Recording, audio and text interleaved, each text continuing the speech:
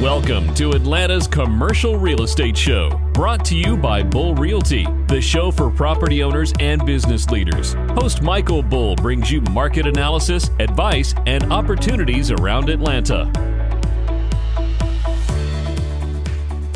Welcome to Atlanta's Commercial Real Estate Show. I am Michael Bull. Thank you for joining us. Well, today we're going to talk about the apartment market, the multifamily industry around Atlanta. And of course, you've seen the cranes. You know the business has been doing extremely well around Atlanta. But why are developers interested in Atlanta? How long will we have this kind of growth?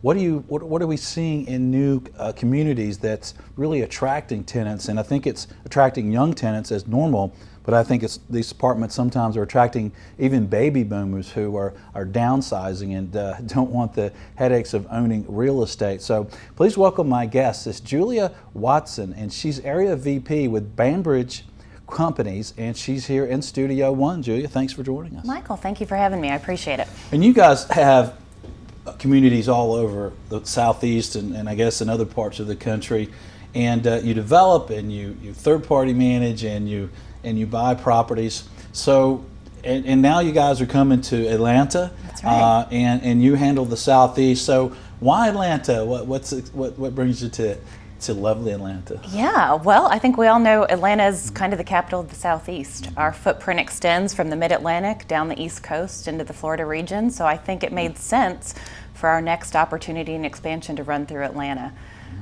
We've just recently opened doors here at our new office, and we're excited to bring Bainbridge into Atlanta and introduce them into the multifamily market. Yeah. Well, that's great, and we're glad to have you here. So you guys obviously see the demand then to continue to build in Atlanta for multifamily. It seems like people expecting, how long can this last? Yeah. We sell land, and we've sold some land for brand new communities in Midtown and other places. And sometimes we're telling our clients, hey, we get to get this, sell this land now before this multifamily boom ends, but it continues to keep going. The boom keeps going. Yeah. I mean, supply seems to equal demand still, and that's encouraging. I mean, there was strong rent growth in 2017, and we continue to forecast that in 2018, which bodes well for our industry. We hope to jump on board of that and be successful here in this market. Yeah. So you like the job growth in Atlanta. I guess you like the demographics and things like that. Are you also getting some of the older tenants, or is it really a younger crowd? I think, the millennials absolutely like that fuss living environment that is attractive. So, but yeah, we see all kinds. I mean, we manage products from A+ to B renovation, so it bodes for a wide scale of a tenant base. Yeah. Well, it's interesting. I know years ago, if you were at a gathering and you told people that you rented an apartment, they'd feel sorry for you. Yeah. But now it's where do you live? Well, I rent an apartment over here, and people are envious. Like, oh, so you don't have to work on the house this week? That's right. We're definitely seeing renters by choice. I mean, it's a maintenance-free lifestyle that's attractive to many, especially those that are transient in their careers, and it offers them the flexibility to move when they need to. Yeah. I started off in property management in Atlanta, and of all the communities I had, we had this one beautiful old Neil Reed building that was just gorgeous, and every tenant in there was extremely successful, owned their own businesses, made a lot of money, but they really liked if the refrigerator broke down, calling and complaining and having it fixed when they got home. Right? That's so they'd right. go run their business. That's right. I think apartment communities now too, a lot of people work from home. So it offers these WeWork spaces where they still have the amenity areas that feel like an extension of their living space, but yet they're not home working. They're kind of in a community environment still, but away from a traditional office space. That's right. Well, Julia, talk to me about urban versus suburban. Obviously, we've seen a lot of development in town Atlanta, but we've also seen it in areas outside the market, and it's kind of more suburban areas. What do you guys see? Yeah. What do you like? I think suburban was quiet for a moment, but we've seen a push to those areas. We're attracted to the suburban market. We like top schools, kind of those commuter arteries that filter into the larger cities. We're in similar markets in Orlando, Charlotte, Raleigh, Tampa, and we've been successful there. So I think our future growth and development sites will be more suburban than urban, especially here in Atlanta. Yeah. Well, if we have a suburban site, a listener or viewer has a site, What should they bring you? What makes sense to develop today for you guys? I think we like to build more horizontal than vertical, so something that could accommodate a 200 plus garden style, more mid-rise, strong employment, job growth, retail that's attractive.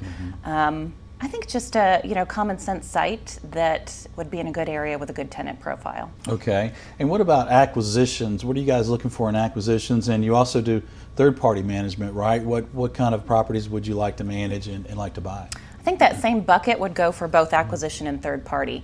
Something that, again, 200 to 300 plus, it could be property or a portfolio. They're both attractive to us. Something where we could reposition for rent growth opportunities through renovations, different management strategies, capital projects. Those would be attractive. Okay.